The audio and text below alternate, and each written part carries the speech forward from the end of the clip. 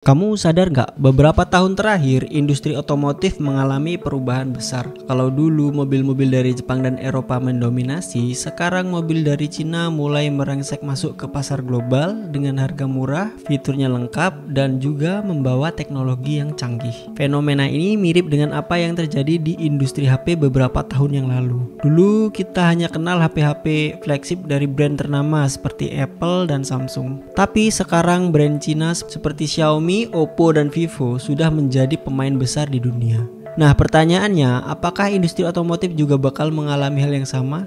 Apakah dalam beberapa tahun ke depan mobil-mobil dari Cina akan mendominasi pasar dunia? Yuk kita masuk ke pembahasan.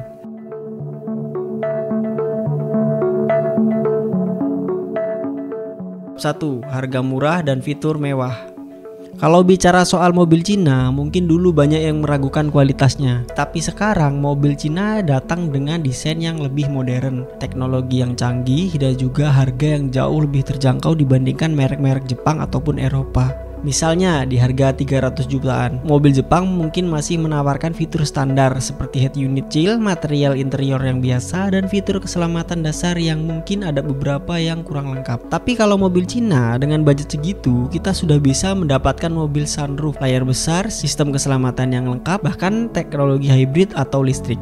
Contohnya ada Wuling Almas, SUV dengan fitur ADAS, layar besar, dan interior premium di harga lebih murah dari kompetitornya. Contoh yang kedua, Chery Omoda 5, tampil dengan desain futuristik dengan fitur lengkap seperti panel instrumen digital dan sistem keselamatan yang canggih. Dan contoh yang ketiga itu BYD Dolphin, mobil listrik dengan jarak tempuh panjang dengan harga yang lebih kompetitif dibandingkan mobil listrik dari Jepang ataupun Eropa. Ini membuat mobil-mobil dari Cina semakin menarik bagi konsumen yang mencari harga yang terjangkau tanpa mengorbankan fitur dan kenyamanan.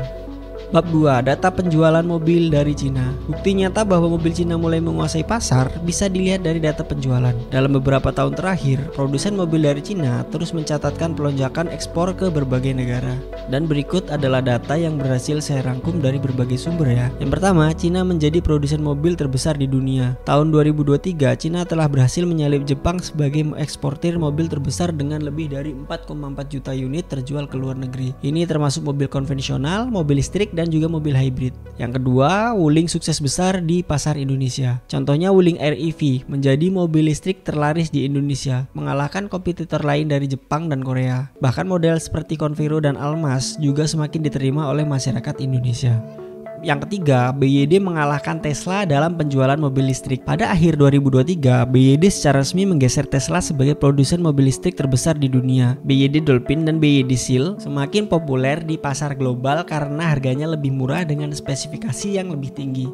Yang keempat, Chery dan MG ekspansi ke Eropa dan Amerika. Chery mulai masuk ke pasar Eropa dengan model SUV. MG kini dimiliki perusahaan Cina, sudah menambah ke pasar Inggris dan Amerika dengan mobil listrik terjangkau. Dari data-data ini, kita bisa melihat bahwa mobil Cina bukan hanya merambah pasar, tapi juga mulai mendominasi. Bab 3. Kenapa Cina bisa menjual mobil lebih murah dibandingkan dengan mobil dari Jepang atau Eropa? Yang pertama, karena skala produksinya yang besar. Cina punya rantai pasokan otomotif terbesar di dunia. Mereka memproduksi suku cadang dalam jumlah besar dengan biaya produksi yang tentu saja lebih rendah. Yang kedua, dukungan besar dari pemerintah. Pemerintah Cina memberikan subsidi besar untuk industri otomotif, terutama mobil listrik. Selain itu juga mereka memberikan pajak yang rendah dan insentif ekspor membuat harga jauh lebih murah dibandingkan dengan kompetitor. Yang ketiga, teknologi berkembang lebih cepat. Produsen Cina lebih berani mengadopsi teknologi baru. Misalnya, mereka langsung mengembangkan mobil listrik dan hybrid, sementara merek Jepang masih bertahan dengan mesin bensin konvensional. Yang keempat, desain fleksibel dan juga inovatif. Mobil Cina sering mengadopsi desain dan teknologi dari merek premium, lalu membuatnya dengan biaya yang lebih rendah. Ini mirip dengan bagaimana HP Cina dulu berhasil meniru flagship dari Apple dan juga Samsung, lalu menjualnya dengan harga yang lebih murah. Yang kelima, fokus ke mobil listrik. Cina tahu masa depan industri otomotif adalah mobil listrik.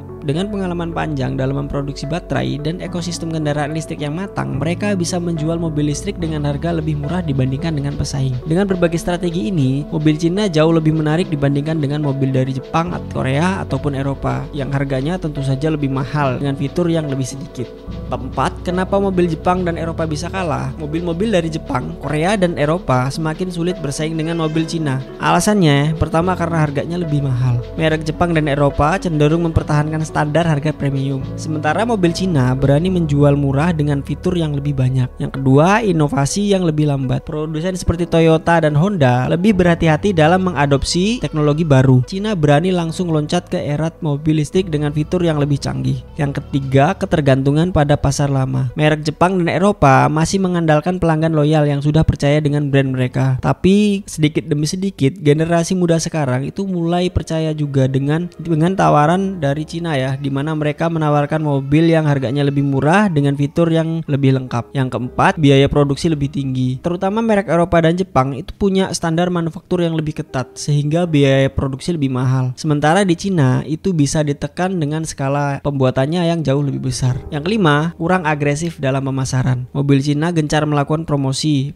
dan menawarkan banyak insentif untuk menarik pelanggan baru. Sementara merek lama masih mengandalkan reputasi mereka tanpa strategi pemasaran yang agresif. Kesimpulan, dulu banyak yang meremehkan HP Cina, tapi sekarang brand seperti Xiaomi, Oppo, dan Vivo jadi pemain besar di dunia smartphone.